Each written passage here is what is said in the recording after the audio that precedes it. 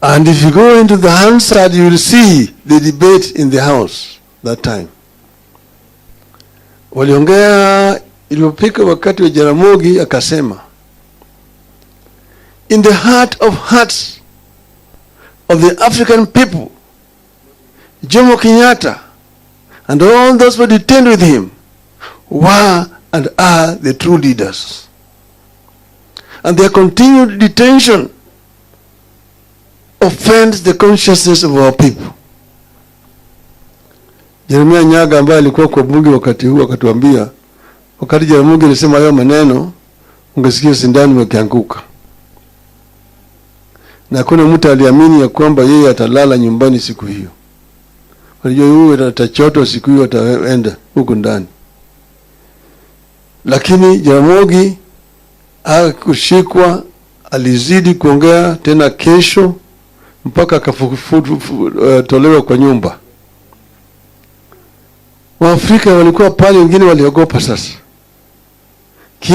Jeremia Kieno akiongea, Julius Kieno alisema ati those people, Kenyatta and Ndung'u were leaders at that time, but they were not elected. We are now the elected people, therefore we are now the leaders. So Jaramogi akatoa statement challenging Kiano to go and hold a public rally in Fort Hall to ask the people who between the two of them is telling the truth. Fort Hall then is now today Murang'a. And then Kiano akaogopa.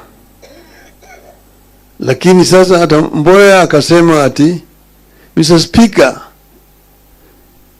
it is unfortunate that in the course of the debate on this motion, some irresponsible remarks have been made. You have nothing to do with the intentions of the motion. Irresponsible remarks were the remarks made by Jaramogi. In the end, they ate their words. Manake, Nairobi hapa statement ikatoka ya kwamba yale Jaramogi alisema tunaunga mkono. Kisumu wakasema namna hiyo. Kule Mombasa wakasema namna hiyo kwa dock workers.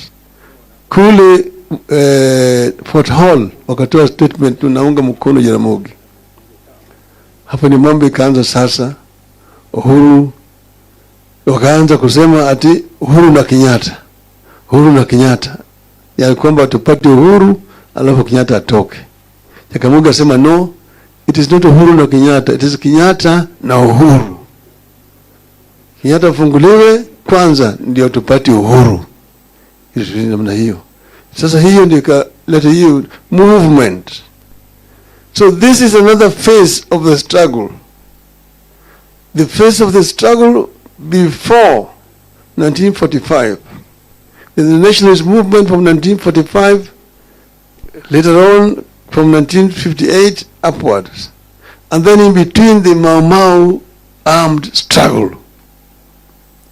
So we're dealing with the Mau Mau armed struggle, which itself had a very, very accelerating effect in creating consciousness among the people across our country. Because from Mzungu, you are not a Kikuyu, you are not a Muluhya, a Jaluo, a Mkamba, you are just a bloody African. Kafia, very bloody African. So Waafrika wakaungana pamoja. Kwanza Mau Mau, pili sasa kwa hii nationalist movement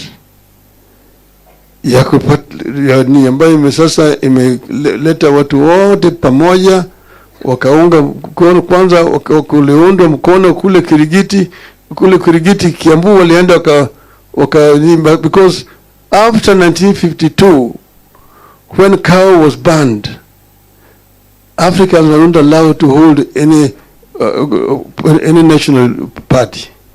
You could only have district associations. But after 1959, they allowed, and they went to Kirigiti, Kiambu, and formed KANU. But then wale wabeberu wakaenda wakachukua Waafrika wengine wakaanza chama cha KADU to divide the nationalist movement. So this is the truth of the matter. So here we today must ensure, because the battle against the British was fierce, and British was very, very brutal, and many people were killed, many people were maimed, many people were in the forest. When they came out, was the issue of land, issue of land. Those Wabakaburus who was holding land around said they did not want to stay behind under an African government. Wanataka kutoka.